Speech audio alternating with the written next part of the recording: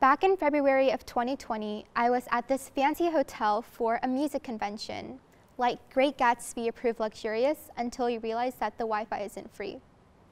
I still remember the nervous excitement as hundreds of teenagers gathered to the dining hall for a cancellation announcement. Do you remember when the pandemic became a part of your reality? I wish I could say that that was when my world turned upside down. But for me, nothing really changed. School transitioned to remote. TikTok became a shared Gen Z coping mechanism. We all went through that rabid toilet paper phase. But otherwise, I was left mostly unscathed, despite the food insecurity, layoffs, the Yemen famine, politics, protests, deaths. COVID-19 exposed what thin margins our systems were operating on. With inequalities exacerbated by the pandemic, I'm sure we all adapted unequally. Some of us didn't have to adapt that much, while others evolved tooth and nail. As someone who's always been involved in volunteering and was now witnessing a global pandemic, I knew I had to do something.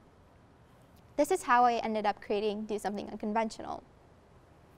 Do Something Unconventional, or DSU, is an incubator for youths to come up with their own public service projects and execute them. It serves as a platform for all not to grow as participants, but as forefront activists for whatever cause or causes they stand for. Our initiatives have impacted over 7,000 individuals and currently connect youths from 44 countries around the world. Sounds cool, right? At face value, DSU sounds like a success story that was able to, at least a little, kick Corona's butt. But to be honest, it wasn't all that bright and cheery. There were many moments when I questioned whether I was a good or bad person for the leadership decisions I made. I realized that good intention isn't enough, and thus goodwill doesn't automatically translate to good influence. A tipping point was when one of our members stood up and started pointing out the many plot holes in DSU structure, and then a question that completely caught me off guard. You're just doing this for a college resume, aren't you? With confidence, I answered him, yes, because it demonstrates who I am and what I'd like to dedicate my life to. But the question was here to stay. Would I have pursued public service to this degree if it had detracted from a college application? I hesitate. Isn't that an ugly truth? This is when I began to question altruism and its motivations and the greater good. To what extent does the end justify the means? What even is the end? Is it the greater good? If so, what determines the greater good? Is it measured by greatness? Is it measured by time, its sustainability and longevity? Is it measured by numbers, how many people are impacted? By efficacy, the balance between effort and yield? By satisfaction, how crowd-pleasing the solution is? When the greater good becomes this convoluted, abstract concept, our efforts towards it can become misguided, even a disservice to the greater good. Here's an example. What comes to mind when I say the word poverty? Do you perhaps picture swollen-bellied, starving children, bony arms outstretched in salvation? And what emotions chase these images? Helplessness? Pity? An overwhelming urge to pull out a check? You're not alone. In fact, this reaction is so pervasive that it's earned itself a name: poverty porn. What is poverty porn?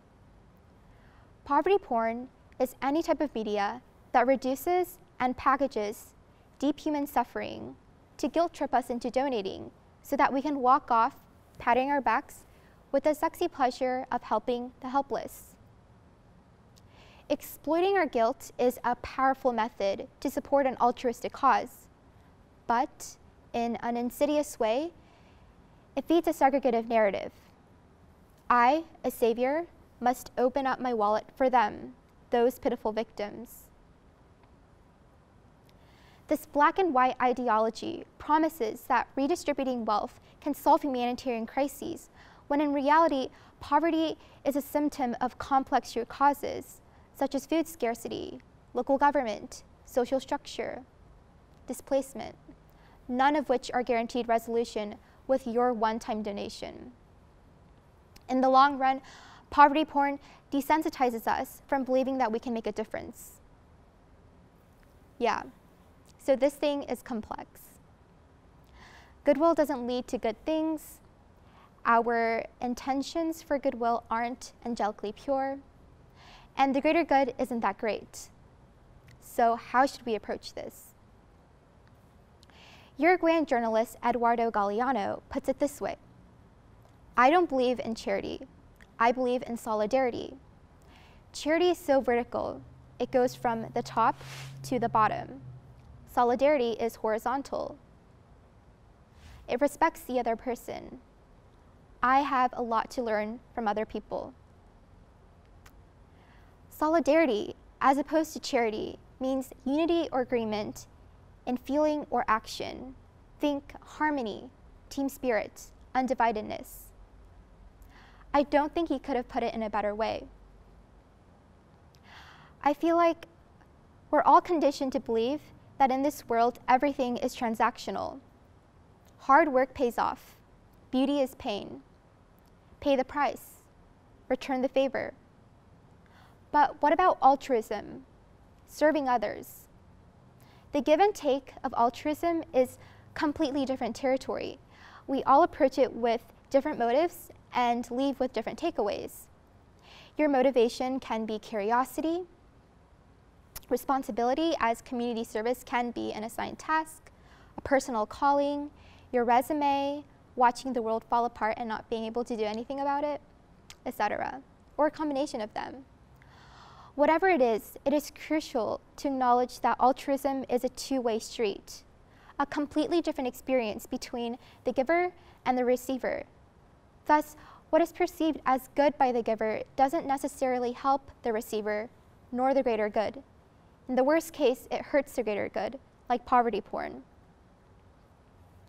Once we begin thinking critically and holding ourselves accountable to this two-way street, we can begin to respond by adapting our behavior.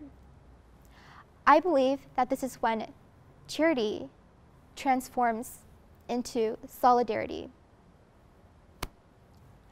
After adopting solidarity with my work with DSU, I realized that when you approach a stranger on lateral ground, as opposed to vertical ground, you find yourselves in this strange, curious space. It is a space for vulnerability, for trust, that deeply enriches your understanding of the world. Through digital communication, I met a boy from Azerbaijan, and he casually apologized that he couldn't focus because there was a war going on in his country. I met a girl from Rwanda, and we briefly discussed the Rwandan Civil War because I had watched a documentary on it a few days before. These simple exchanges were so kind, so humane, and so eye-opening. Beyond converging with all walks of life, I also noticed myself subconsciously collecting all kinds of wisdom. I think this happened because although the people I was serving were suffering materially, they were rich with wisdom, because wisdom is a product of hardship. By serving them, I received a part of this insight without having to undergo what had led to its realization. To this day, I am deeply grateful for how others have influenced my outlook on life. And in these moments, I believe that I'm the one who received more out of the experience. So the greater good isn't as linear as Superman portrayed it. It can be difficult to navigate, and sometimes not that forgiving. But when it becomes a part of a reality, when determining who gets the vaccine, who gets the last ventilator, It deserves our attention. It is a decision that we make, whose impact cannot be understated. With its weight, this awareness can be overwhelming, scary even. Having to do the research to make sure a charity is legitimate, dissecting our complex motives, analyzing, criticizing, reflecting, adapting. But what is scarier than indifference? A world desolate of empathy and compassion. A world deprived of what makes the imperfect human human. When I find myself thinking, all of this seems so insignificant, I gently remind myself that I'm doing this because I care. I care about the orphan in Kosovo who found joy in receiving a new pencil, or the incarcerated individual who found comfort within the pages of a book through DSU. I care about the lady at Kroger who blocked my cart, about the man at USPS who held up the line. I care about doing the right thing, but I also care about admitting when I'm wrong. The pandemic has begged us to look at things differently. It has shown us how fragile we really are, from our operative systems to our individual judgments. However, we can continue to care. When the greater good has no clear definition, it is up to each and every one of us to lend it a definition of our own.